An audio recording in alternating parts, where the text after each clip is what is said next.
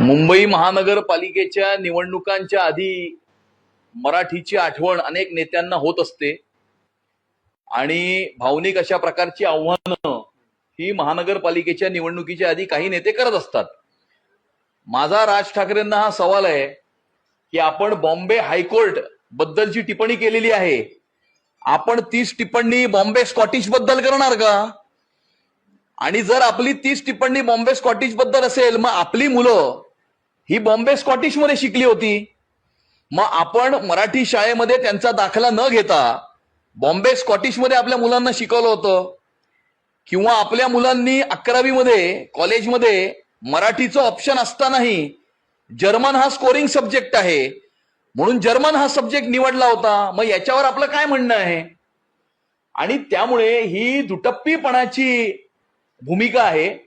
किमान आपल्या मुलांचं ऍडमिशन हे बॉम्बे स्कॉटिश मध्ये नाही घेतलं, परंतु आपण किमान आपल्या तिसऱ्या पिढीचं म्हणजे नातवाचं ऍडमिशन हे बालमोहन विद्या मंदिरच्या मराठी शाळेमध्ये घ्याल अशी आमची अपेक्षा आहे।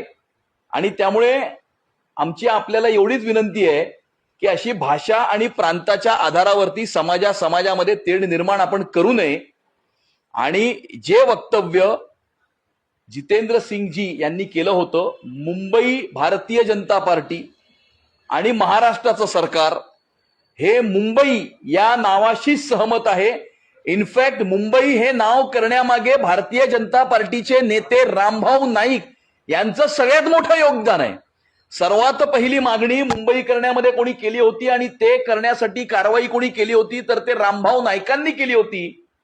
त्यामुळे मी राज ठाकरेजींना हे सांगू इच्छितो की आपण आम्हाला मुंबईबद्दल शिकू नका, कारण मुंबई नाव हे मुळात भारतीय जनता पार्टीच्या नेत्याच्या पुढाकारानेच झालेलं आहे।